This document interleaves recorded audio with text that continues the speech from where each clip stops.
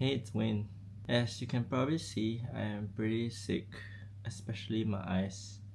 It started with a sore eyes. I don't know how. My whole body just feels so weak and I feel so sick. I'm making this video because I'm in bed and I don't know what to do. I thought it would be a good time to just talk about my spiritual journey and give the entire story of my transcendental experiences and like how I feel now that it's been a few years since I went deep into the spiritual world. So, I grew up being a free thinker, which in Singapore means that you don't have a religion, you don't follow any of the religions.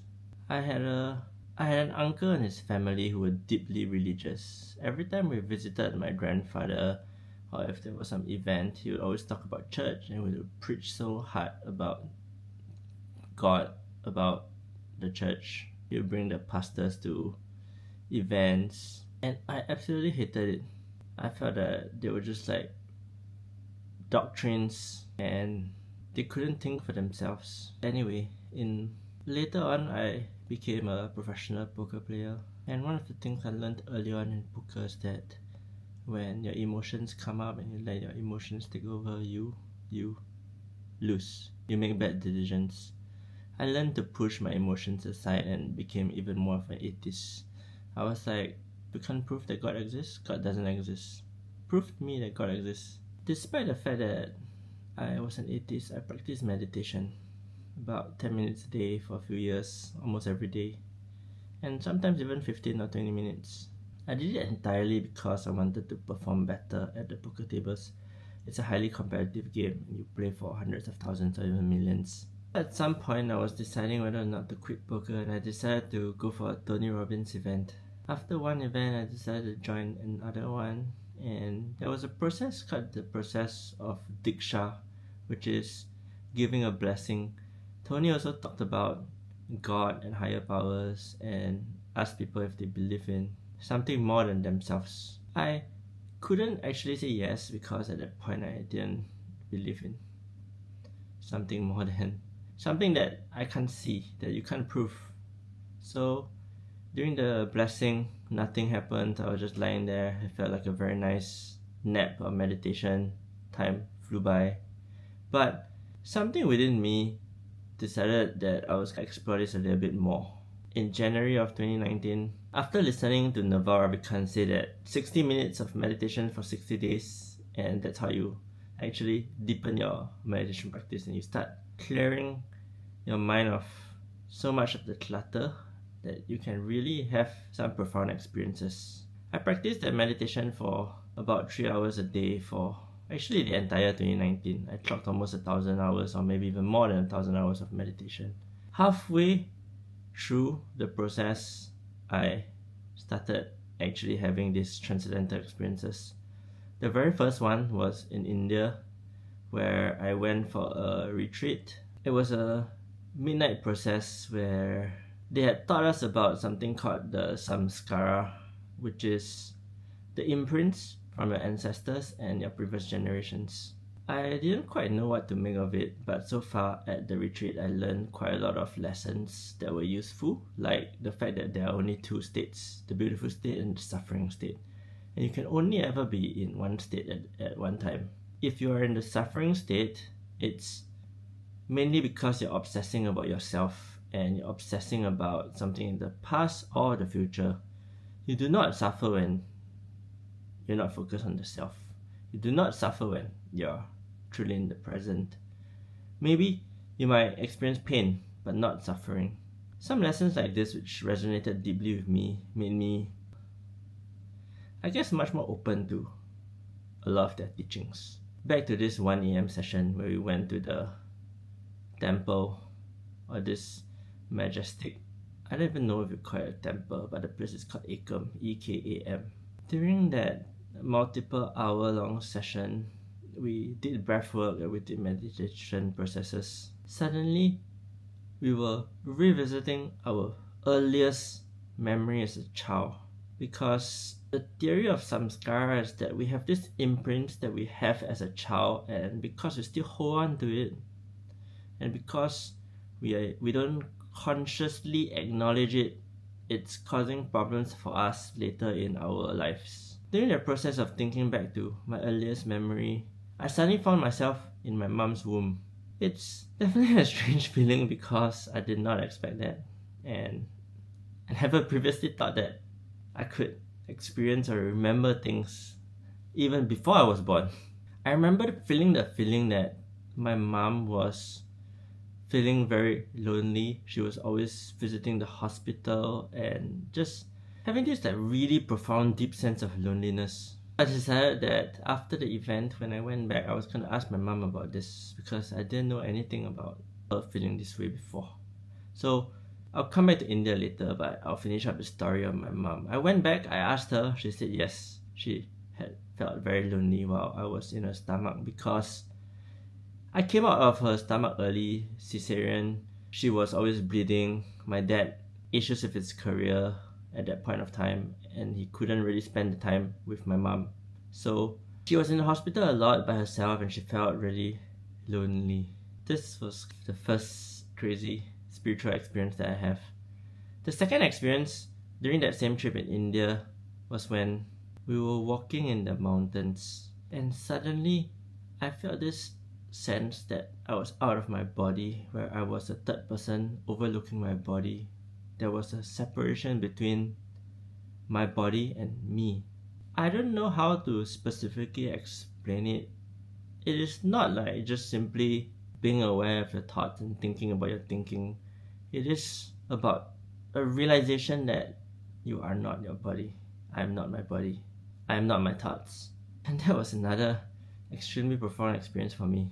The third was in a long meditation. Or actually, it wasn't even that long. The guru they would set up the meditation such that we started a meditation process called the limitless field meditation. And then when the teacher came into the room, we would open our eyes, connect with the teacher. The teacher would then, for a while, open the eyes and open his consciousness towards us. And we would accept and receive the blessings that he was giving us. And then we would close our eyes. During some part of the meditation, I suddenly felt this deep, insane sense of happiness, a state of ananda, bliss consciousness, where it's like you're taking MDMA without actually taking the MDMA. You are just crazy, insane, happy. Wow, my eyes are tearing up as I say this. I guess my eyes are probably just tearing up because of the soreness. But anyway, back to the story. I felt like I had found the secret of life because if I could just be that happy just from meditation, why couldn't I do this every day and just be like super, super, super happy?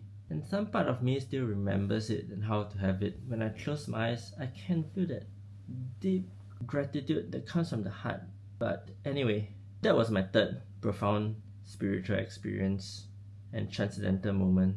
After this week of retreat, I went back to Singapore and realized that I wanted to deepen my practice even more. I wanted to go back to India again. 3 weeks later, I went back to India for another retreat. Although I had a few other special moments, the ones that really stuck out to me was a time when I was talking to a monk. There was a fly that was flying around his face, and the fly just landed on his face, and I looked at him and said like, "There's a fly on your face." He's like, "Yes, I know." And then he proceeds to very gently try to push it away. I asked him, "Don't you dislike the fly being there?" And he's like, yes, he prefers that the fly is not on his face, but he prefers the fly being on his face than him showing harsh energy towards the fly. He will never kill the fly. And I just looked at him and I thought to myself, like, wow, probably many of you, I've gone through life just swatting flies away, killing flies, being irritated when they're there, just like slamming them, stepping on the ant, and not really actually treating these things like precious life. That was actually a profound spiritual moment for me. It wasn't a transcendental experience in the sense of a crazy one like the ones I will describe to you later, but that gave me a deep shift. From then on, I don't want to kill cockroaches, I don't want to kill ants, I don't want to kill flies.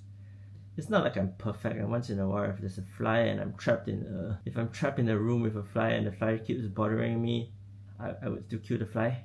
But in general, I would prefer to, as much as possible, let the fly go. When I see a cockroach in my house, I try to push the cockroach away rather than to kill the cockroach. Anyway, after this experience, I went for a Dr. Joe Dispenza retreat. I had signed up for the Dr. Joe Dispenza retreat before even signing up for this India retreat. It was pretty much 3 back-to-back retreats. And wow, it was crazy. The very first crazy experience I had there was during the overnight pineal gland meditation. We basically went to the conference hall area at about 1:30 a.m. and we were going to do a 6-hour plus meditation session until I think it ended at like 8 or 8 plus. Anyway, the reason for doing meditation at this time is because your melatonin production is the highest and at about 2, 3, 4 a.m. period. If you're going to have a deep, profound DMT experience, this is the best time to do it because melatonin is a precursor to DMT. And when I say DMT, it is the same DMT that people smoke as a drug. However, this DMT already exists in your brain. Dimethyltryptamine, I think that's how you say it. We did this long process of doing breathwork, like where you breathe in super hard non-stop, and then you breathe in and you push all of the energy from the base of your spine all the way to the top of your pineal gland, the 6th chakra area. You kind of push the crystals, the cerebral spinal fluid, all the way to the top, and you hold it there, until you can't take it anymore, and then you release. When you release, you feel this surge of energy that rushes throughout your whole body. You do this between 3 to 5 times, and then you lie down and you release all of the energy and you just rest. Then the process starts again, and you alternate back and forth for I don't know how many times. But suddenly, as I was lying down, I felt somebody put their hand on my back. The hand is just on my back. And at that point, I was like, why is somebody touching me in my meditation? I wanted to look behind me. I thought I was sitting. I wanted to look behind me to see who was touching me in the middle of my meditation. What was happening? Before I could turn around, I realized that I'm lying down. How is someone even touching my back? And then the next thing I knew, I was flying through somebody's hand. The hand felt like it had a massive suction, and it was like I felt my whole spirit and my body fly through the ground, fly through fly through the Himalayas. The next thing I know, the snow was in my face. These fine particles of snow, even the large chunks of snow, I could just feel the snow on my face, and I had a deep knowing within my heart that I was in the Himalayas, and I felt the presence of Shiva, or as Sadhguru calls him, Adiyogi, the very first yogi, the first yogi that lived. I don't know how else to describe the experience, but I had a glimpse of the past, the future, the present. It was kind of like I had this connection with all that existed through Shiva, which many people know as the god of death, but death and life are a pair. When there's life, there's death. Shiva is more of the god of both of this at the same time. That's how I would put it. Or at least that's what I learned. The next crazy, profound experience happened in a walking meditation. We did this, I think it's an hour-long walking meditation. Sometimes it's even longer, where you would walk and you would let the energy flow through your body. Suddenly, as I was walking, this energy got stuck in my body, and it's like, okay, basically at some point of the meditation, you focus on certain energy centers within the body. This particular one you were doing was 1, 4, 6, 8. The 1 is at the base of your body, the 4 is your heart center, the 6 is your pineal gland or your third eye, and the 8 is like a chakra head outside of your body.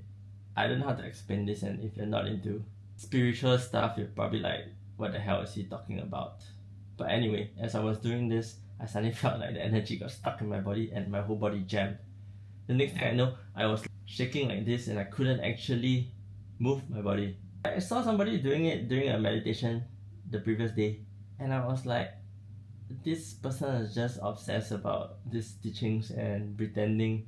How does anybody get stuck in this way? When you look at other people, you don't believe it. But when you actually experience it and the thing flew, the energy was stuck in your body and you felt it, wow, there's so much more to this world than the atheists would have it, than we know at first. Some other day during this meditation came my 7th spiritual experience. We were doing this healing process, a healing circle, where there was somebody who was down or sick. They would volunteer to be part of the process as a healie, and then another 8 of us would form a circle around this healie as the healers. You would walk around the room and I kind of feel the energy flow. As I was walking in the room, I was stuck many times again. The energy that was flowing through the room was like nothing that I've ever felt in my life before. Eventually, we came to this person that was lying down in our station. We would just go to the station that was nearest to us at the point where the thing stopped. As we put out our hand to face towards the person that is getting healed, at some point, I felt like I was a Street Fighter character in a game where you did this Hadouken and there was energy flowing out of my hands. As I felt the energy flow out of my hands, suddenly I saw everyone in my group also put their hands out in the same way, and it was like all our hands were coordinating in a sync, and there was like a large ball of energy that was floating around that person, and the person started shaking the whole body. I don't know how else to describe it. It was like, wow, you can actually coordinate energy among 8 people in a healing circle and impact somebody that's lying down there.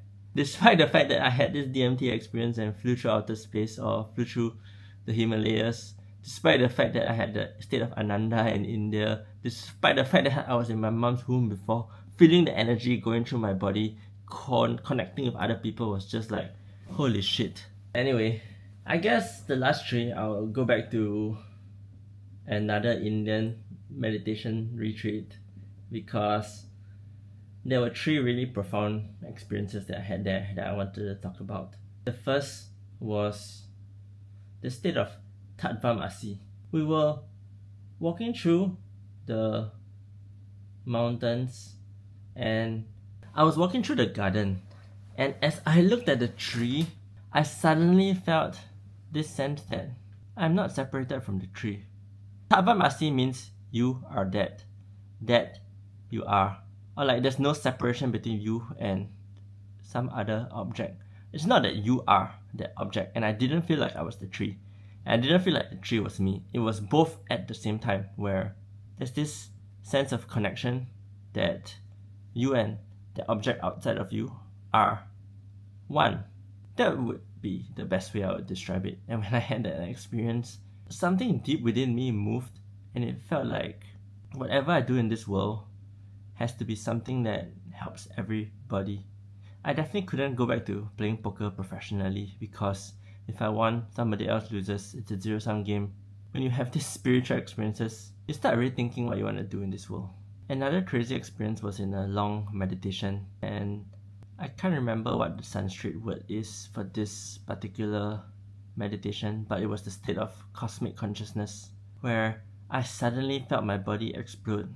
We were doing a series of 3 different animal breathing, breathwork exercises, plus meditation, plus moving our body through dance. And during a certain part of the breathwork and meditation, I suddenly felt my whole entire being explode. It was like I dissolved into the air, where the cells within my body, the little particles and atoms of my body became the stars and the universe. I honestly don't know how else better to describe this, and it probably sounds like I am crazy. I think I've heard some people experience or say that this is what they've experienced while on DMT before, maybe on a podcast or something, but I don't know if that's what they experienced. I know that mine was just like, in a split second, my entire body exploded and I became the entire universe. Or if you believe in the simulation, then, I became the entire simulation. And it wasn't just the entire universe, it was more like all of the multiverses, all of the universes, and every cell became something larger than myself. I know this sounds really crazy, and if you haven't experienced it, you probably wouldn't believe me. And there's even one more crazy one. It was also during a process, and this is the last of the 10 one. I was moving my body in circles, rotating my body. I'm too tired to move my whole body, but rotating like this. And suddenly, at some point, every single small inch that I'm rotating, every 0.1 degree, I was somebody else. I was my brother, I was my father, I was my mother. I was characters that are in the universal consciousness, but aren't actual characters like Darth Vader. I was them in the sense of I felt a deep sense of empathy and compassion.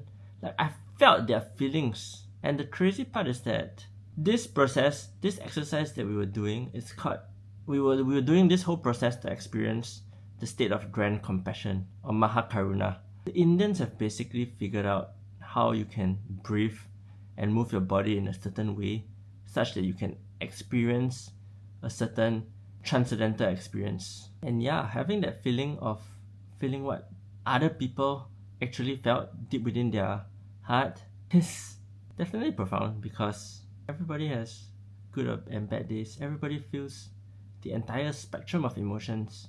Yet, sometimes we judge people when they're having a bad day. Sometimes we are upset at the Uber or Grab driver that whines and that complains.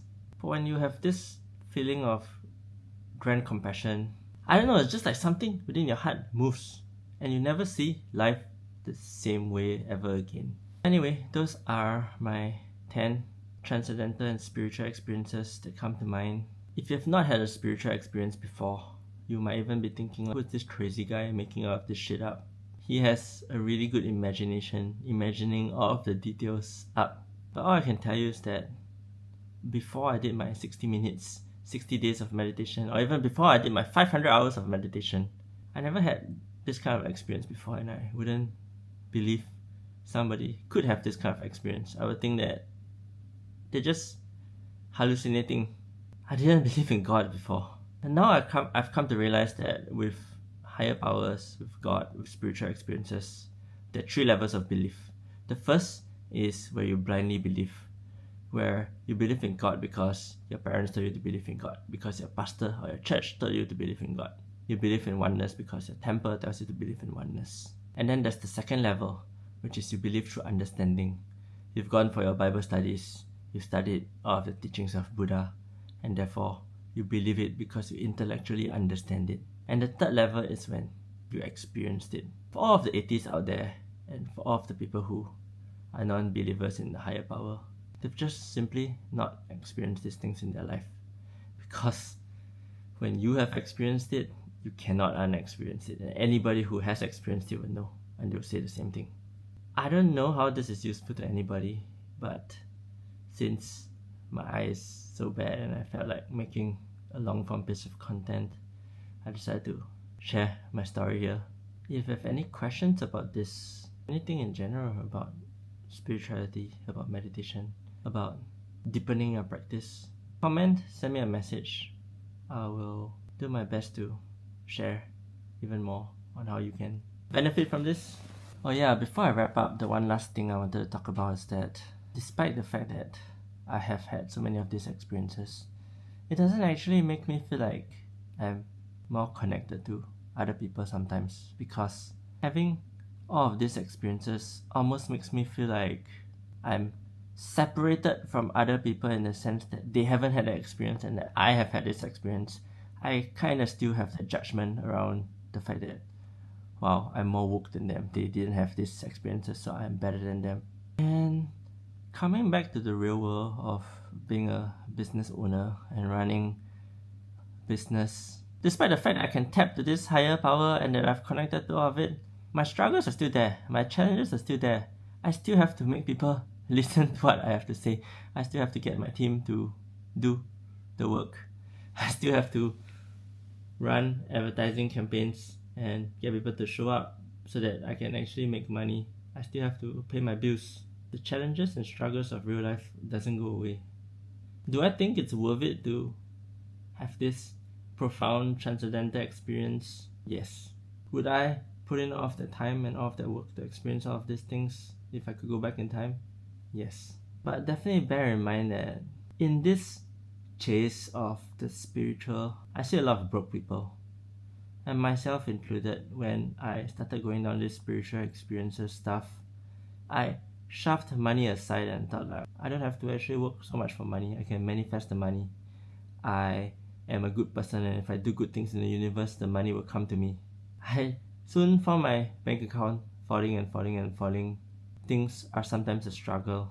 My lesson is more like, don't put your career and being skilled at your craft aside as you chase all of these things, because the best path for you is probably a balanced one. Maybe you can go all in like me for a year or 2 years and then come back to real life, balance things. You can indeed be a Buddha driving a Benz with a happy family.